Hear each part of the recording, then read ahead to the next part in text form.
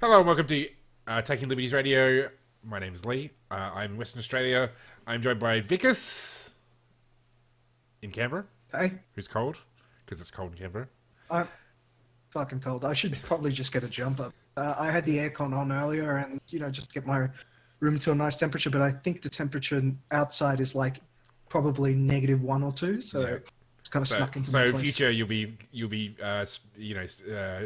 coming in from an igloo somewhere in the ACT. And also joining us is Clinton, former Clinton Mead, former LDP mayor of Campbelltown. Thanks for joining us. Yeah, good to be here. This week we're going to be talking about two topics. The first of which is the Mark Latham doing robocalls thing. If you're like me and actually don't give a crap about the 24-hour media cycle, you might not be aware that there's some by-elections coming up in the next couple of weeks, and so all the attention is being drawn in on that. And we're also going to talk about Western civilization courses at universities, and because it's going to try and sell us on a new phrase. Do you want to get it in to begin with, Vikas? You want to try and sell it at the start? You're right. I will really want to popularize the term neo-Marxist. Okay, so that's a preview for That's later. what I'm. Yeah. Okay, let's talk about the Mark Latham robocalls. So over the last couple of days, there's been a couple of media reports talking about One Nation convincing Mark Latham, who is a member of the Liberal Democrats, to do a robocall in the seat of Longman, which is that's Queensland, if I'm correct. Queensland. Queensland. Queensland. It used to be White Roy's seat. Yep. Okay. So clearly they have very good taste of MPs in that seat. He gave... What's wrong with White Roy? Other than the fact that he was young. The fact that he was young, and yeah, I think that's the side of... When people say to me young people should be involved in politics, I think, no, young people should go get a real job and, like, grow up a bit. And maybe when they're, like, 30, they should get involved in politics. To be fair, though, White Roy would share that opinion of yours. So he really just kind of grew up in Parliament. So yeah. I He also let me take over his innovation little. They had a thing where you get online vote about who had the most innovative ideas. Oh yeah, okay. And so I just put saying, cut taxes, cut spending, cut regulation, don't have an innovation show, and it was like #1 on his thing. You would have actually had to listen to me if I stayed there. Well, okay, so we can give the guy credit for one thing. Yeah, but then he put a whole lot of advertising on Facebook to get the votes up. So yeah, my libertarian smashing up libertarians didn't work anymore. We can't have the Liberals cutting taxes and regulation now, can we? Anyway, I can't have that. So Longman is one of the seats. I think there's about 3 or 4 in total that are, maybe even more than that. And anyway, Mark Latham's been he's doing a robocall for One Nation, urging people to vote for a minor party. I do believe there was another media report in the last couple of days saying he'll do one specifically for the LDP candidate Longman. Which he has. He has? Okay. Right, we get confirmation from the guy in the party. Well, Clinton, how about you go first? Since you are, you were a elected member for the Liberal Democrats. Tell us about all of that. What are your thoughts? Well, I have heard the robocalls in the media for the Liberal Democrats, and he doesn't mention our candidate by name. I understand, I haven't heard the one for One Nation, but I understand he hasn't mentioned their candidate by name. So people, when the first one came out, One Nation, everyone's like, oh, no, what's he doing? He's a member of our party. Oh, he just was encouraged to vote for minor parties. I suspect, One Nation's going to put, quite a bit into this robocall because they're trying to win the seat. So I think I don't think it's really an issue. And from a general point of view, and this is more my personal opinion, but I think it's opinion is shared. We don't really come down really strict on other people fraternising with other parties in the LDP. Especially, it's kind of understandable, especially with young people, that the LDP doesn't have the sort of social events and sort of so. We often have, young people that sort of. That's a New South Wales thing. Yeah, well, I know we do, but we don't have branches in every, we don't have a branch in every electorate. We're moving towards that in New South Wales, but in other states. But we've got a few branches opening, but we haven't got a branch in every electorate. If people want to, I just want to plug the ACT one there because we do have social events and we do meet. yeah, we have social events as well. Yeah. But I mean, like we don't have as many of the big piss ups that the major parties have, and which is why people generally join the major parties with the big piss ups they can have once every couple of months. But yeah, my point of view, as long as no one's leaking information to the enemy or just publicly trashing us, I don't think we need to be particularly strict or draconian on who so I don't think it's a huge issue. But in any case, Mark named our candidate, and that's where he put his support in the end anyway. So I don't think it's a big problem. Yeah, fair enough. I mean, I mean, I guess at this point, whenever anything regarding Mark Latham and One Nation and the Liberal Democrats comes up, people start tagging you and me, Vikas. So what are your thoughts on it? On what? Latham doing this, his speaking thing. Look, to be honest, when the original article came out, I honestly thought Pauline had managed to cuck the LDP again. Like the way she did with Milo, because Milo donated some funds to her, right? So I thought this might be that situation again, because Latham economically is closer to Pauline Hanson. He's basically than the LDP. Than the LDP, yeah, economically, right? I'd debate that. I wouldn't necessarily. That's debatable, but anyway, go on. Yeah, okay. I'd say on the social front, he's probably closer to the LDP because he doesn't buy into, as far as I've seen, he doesn't really buy into all of the rhetoric that Pauline puts out about Muslims, right? Sure. But he does buy into the anti-PC rhetoric quite heavily, which I agree with him on. But he also doesn't buy into the protectionism. That's why I say that it's debatable whether he's closer to the One Nation. I think that'd be a big issue for him because he's way too free market for One Nation, and he's kind of, I guess, there's not a party that really fits for him because he's too free market for One Nation. One Nation is kind of this old style sort of protectionist left, left as in not socialist. Modern PC left, socialist. But socialist left. Neo-Marxists. So, so. Look, One Nation and Qatar on economics, you probably could be pretty close to each other, and Qatar is far from a free marketer, and One Nation I think is often pretty close to him. So he doesn't really fit with One Nation on economics. He's far more free market than the modern Labor Party. He's also more free market than the modern Liberal Party as well. And more free market than the modern Liberal Party. Neither of those things are particularly hard to be.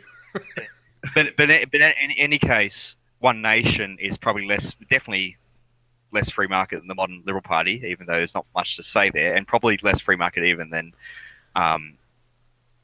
the Labor Party, well, certain sections of the Labor Party at least, anyway. Yeah. So it doesn't really fit in the One Nation on economics.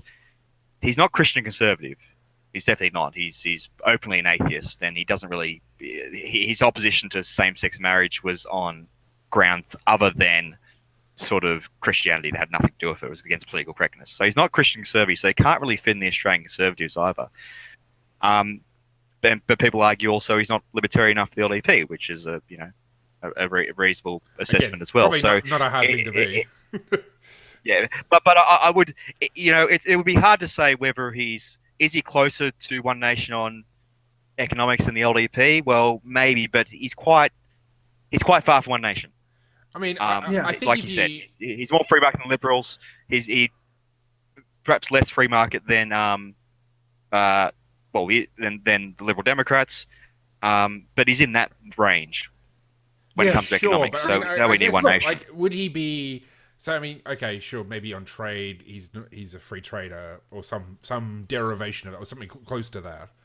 But there's issues around economics that are not just about trade. Like you think about welfare programs. I mean, that's one of the things for One Nation that they're really keen for is they want to protect all the payments, all the social welfare. I mean, they want to target. No. So that's this is some aspects of it. So they want to make single mothers go out and work, but like broadly speaking, they're big government types when it comes to social spending. They don't really. They're not. My observation is they don't want to cut the budget in like drastic ways. Sure, get rid of the ABC, but like no, but none of the parties.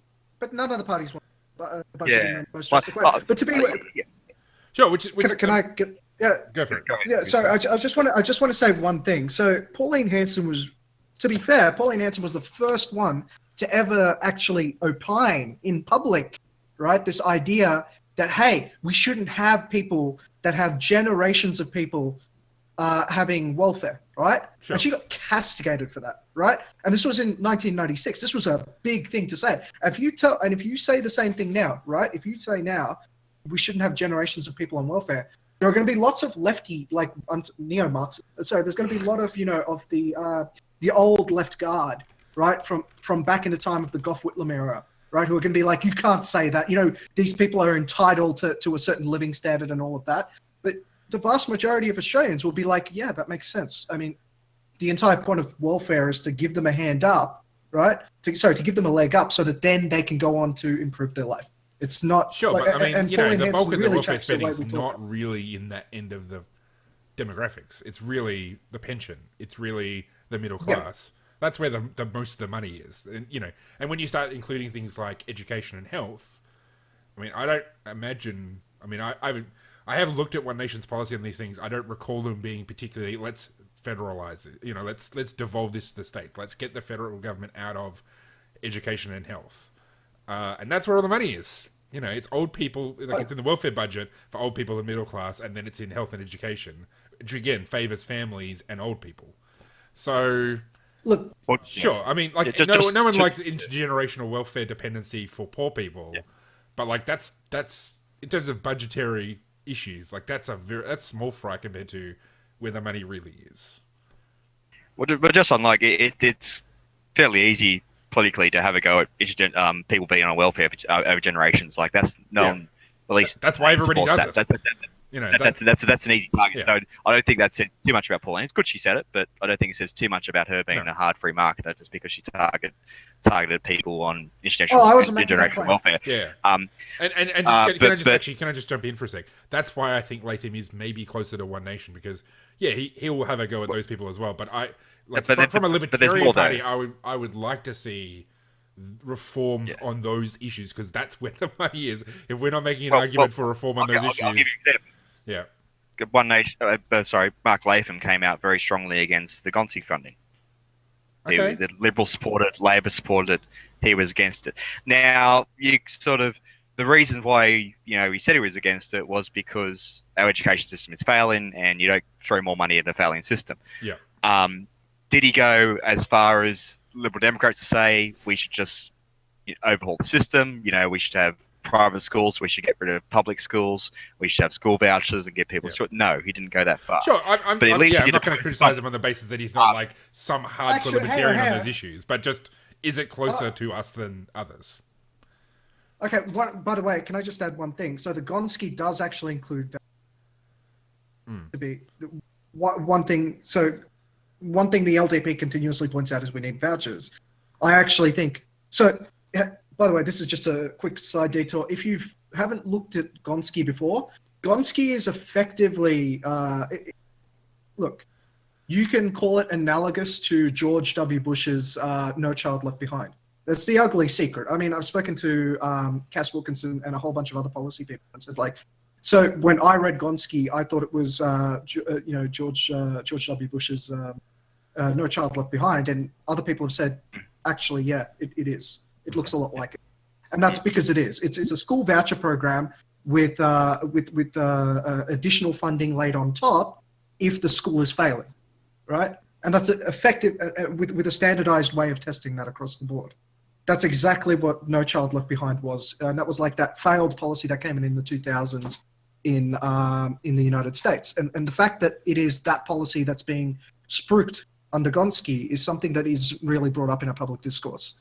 but it's known in the policy circles. So that's another issue which we probably should do an episode on. Yeah, Sure. let's connect to that. Yeah. Sorry, I actually interrupted you, Clinton. So do you want to continue? So yeah, I interrupted you to bring up that I'm not criticizing on the basis that he's not really libertarian. I'm just saying, in the end, like he'll probably end up looking more like One Nation than something that looks kind of LDP-ish. Well, if I were to place him on his economics, I would probably, if you're going to throw him in the parliament now and rank the Commonwealth Parliament based on economics, I think he'd probably be around the top 10 in the Commonwealth Parliament at the moment, based on libertarian economics. Yeah, well, maybe the numbers are not great, but I think he'd be in front of most libs. Now, the argument is that someone that is better than most libs good enough to be a Liberal Democrat representative? Well, probably not, because probably at the very least we should be more economically free market than pretty much all libs. Yeah. So if I was going to say, for example, choose between him on economics and an average parliamentarian, I'd choose him. If I was between him and an average liberal, I'd choose him on economics. I'll choose him probably generally overall. So I think he's better than most. Just talking to him, he doesn't, I guess, really say the rhetoric, the sort of libertarian rhetoric, like a sort of a experienced libertarian does. I guess that's sort of,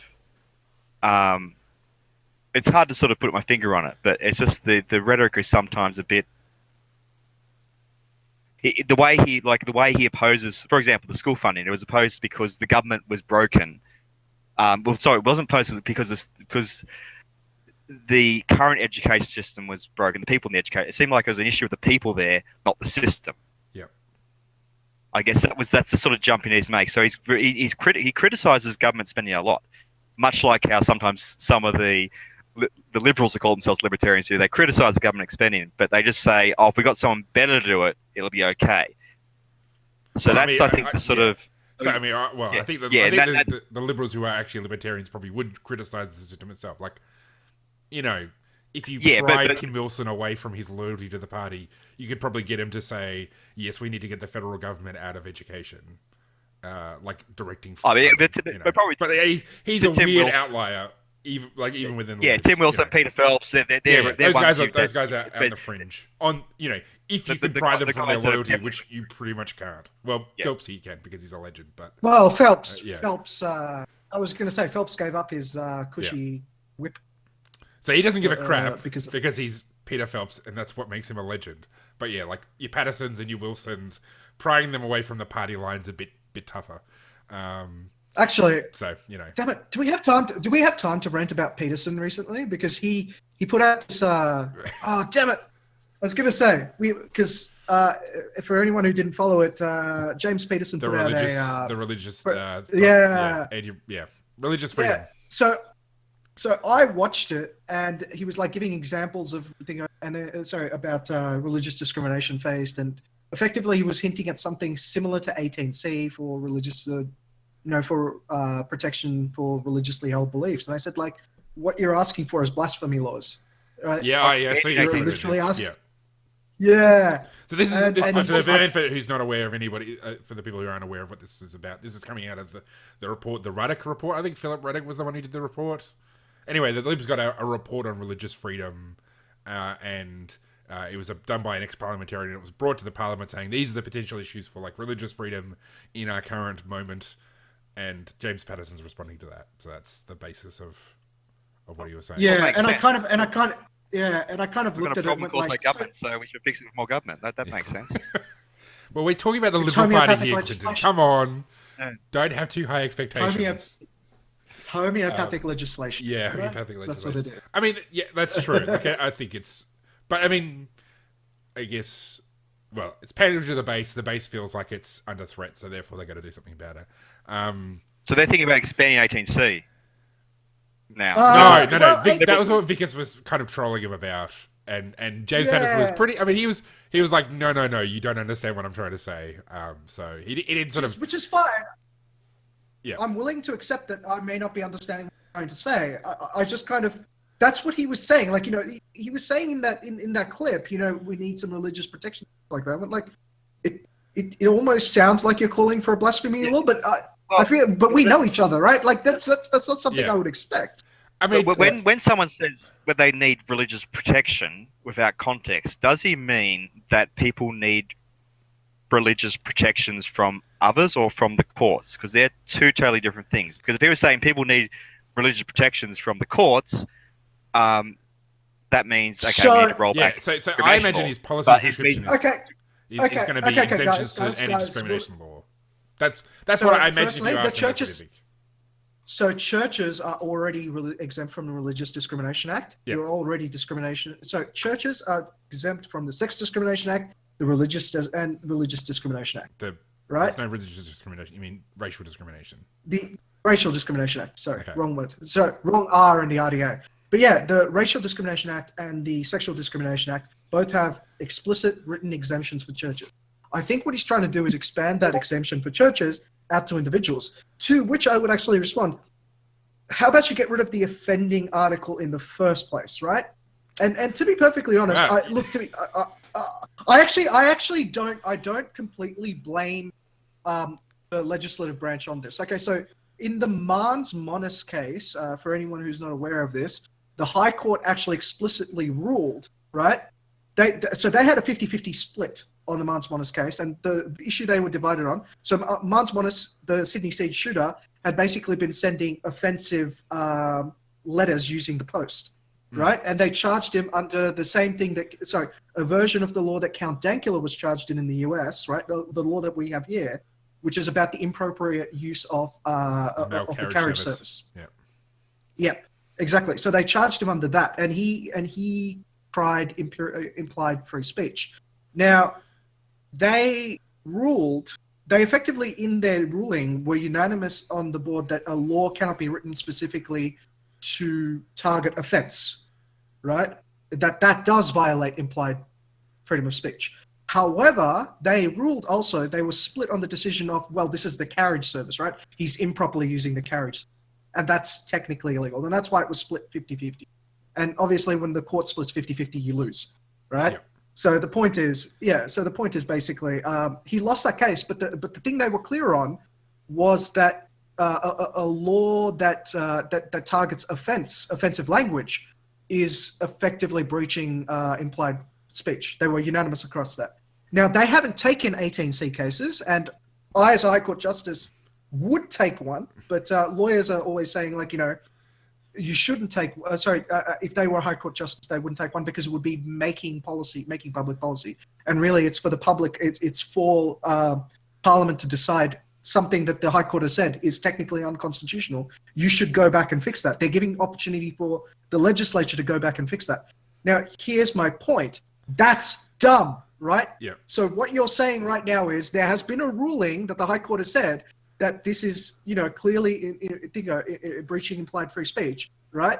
And you as a parliament, because it might be unpopular because you're on a different incentive structure, are choosing to keep an unconstitutional law in place, right? So I am fucking surprised that based on that's what's happening, that you as a High Court Justice would not go, yep, I'll take an 18C case, right? And I will fucking smash this shit down. Well, that's because it's, like we're not sure completely off the realization, but I suspect that's because the system by which they choose High Court justices in Australia, as opposed to say America, is completely opaque, and they just basically can pick who they want, and no one gets a say in it except presumably the executive. And so they're going to pick justices they're going to suit their agenda. I mean, that's the thing. Like politicians, they're not going to pick, a High Court justice that's like, yeah, WA can totally secede. WA can do whatever they want. They're going to pick people that follow the agenda that's in the interest of the federal executive. So of course they're going to pick judges that defer to them. I mean, that's what they want. Like they don't want judges coming along and striking things down as unconstitutional. So, I mean, that's why you're not going to get a justice who's going to strike down 18C, because they'll just select the ones who won't. Sorry, Clinton, you're about to say something. You keep in mind that and I'm no lawyer, so caveat there, but the implied, there's an implied freedom of political communication, emphasis on political in Australia. So what might have actually, in the matters Manus or whatever his name was, Mars case. Mars Monas.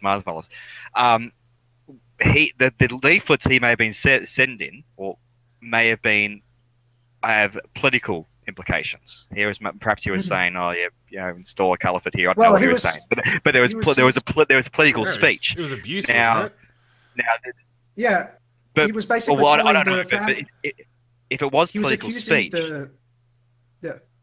was was just it? going to say he was accusing the families of dead soldiers of raising child killers. That's what he was. I guess that's technically political speech. Well, it depends how far. Yeah. So if it's a definer, if it was, I don't know what it is. But there's parts of it that were political.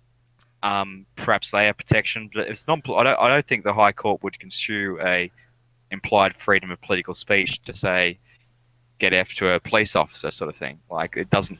Those laws have been upheld for a very long time. I know. I'm sure we're all in agreement here. But unfortunately, we're not High Court justices yet. So. Oh yeah, I mean, if we were High Court justices. So perhaps if there was an 18C case about offence that was political, perhaps if it did go to the High Court, you have a pretty good chance of knocking it down. Yeah. The High Court has been a little bit involved in this implied freedom of political communication. I can't remember the specifics, but there was some funding rule.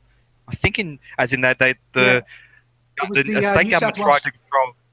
I can't remember exactly. But the High Court knocked something back there about trying to control political it was the New South funding. Wales it was the New South Wales political funding. New South Wales donation ban. So it was that only individuals could donate, and unions typically collect what are called affiliation fees, which then feed into the party.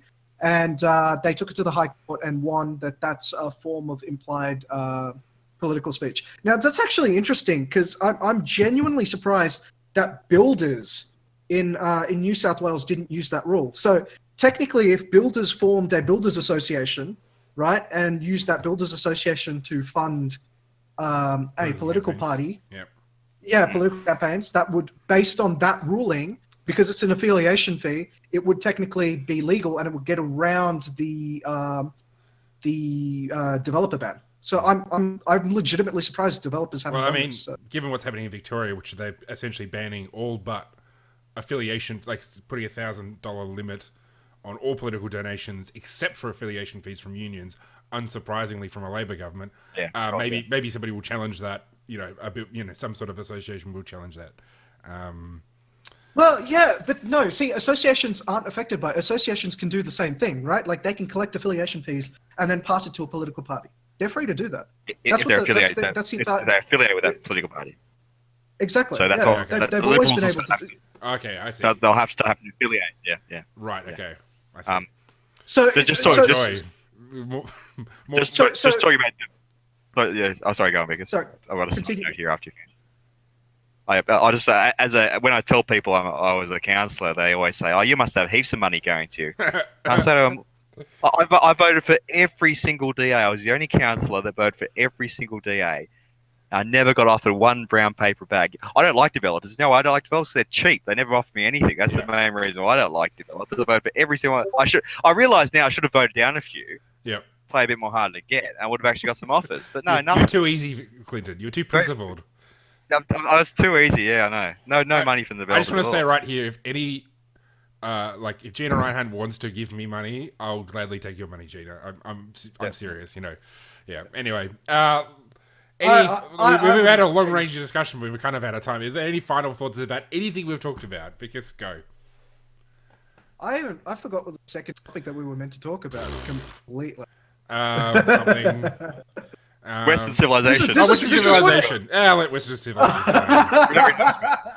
Screw that thing. Who cares about that? What has Western civilization ever done for us? Maybe we'll get to it next week. It's a controversy that's not going away anytime soon. So, yeah. Well, yeah. Well, there's infamous words by Gandhi, right? Western civilization. What do you think of it? It's like, I think it'd be a great idea. Yeah. Yeah. I guess that's kind of it. We've kind of ended up going off a nice little tangent. So, yeah. I guess this is what we have this happen every time we invite someone from the LDP. Like, as a representative of the LDP here. Agents you of just can't chaos. stay on track. Yeah. Who would have thought the Liberal Democrats would have taken debate off on a tangent? That doesn't sound like us. Yeah. It's always fun, right? It's always fun when it's an LDP episode. And you know what? Actually, so I'm going to be doing. So I did an episode last week just as an experiment called "The Unforgivable Stupidity of the Greens." So this is part of a new series I kind of want to start. I guess like Is as it going to be? weekly Is Vikas everyone going to be ranting. titled "The Unforgivable Stupidity of X"? Is that just what you're going to go Yes, that's the theme. That is the Okay. theme. I'm going to find unforgivably stupid things that people have done, and hopefully target everyone. Hopefully, but guys, if you have a suggestion, seriously, drop me a suggestion on this episode, or like, comment, and subscribe. Usual thing. Hit that bell. Yep, that's it. So yeah, and So yeah. Thanks for joining us, Clinton. Yeah. So with? Thank you. I forgot to say. I forgot to say this week was going to be the unforgivable stupidity of ABC bias. Okay. Of ABC what, sorry? ABC's bias. Oh, ABC's bias. Okay. Oh, good. So basically, you're unleashing the right-wing warrior within you out at this point, because I've held you back. I wouldn't let you do it, and now you're just doing your own video series. Just be all the right-wing stuff. Well, no, I don't know if it's the right-wing stuff. In this particular case, it's just the unforgivable stupidity of their lazy. Yeah, sure. So yeah. So you're saying like well-produced bias would be fine, but the fact that they're so lazy, like that's the real issue. Yeah, pretty much. Okay. There you go. Spoiler. Spoiler. Well, there's a preview, everybody. Yep, you get all of our episodes if you subscribe to us on YouTube and like our Facebook page. Thanks for joining us. We'll be back again next week.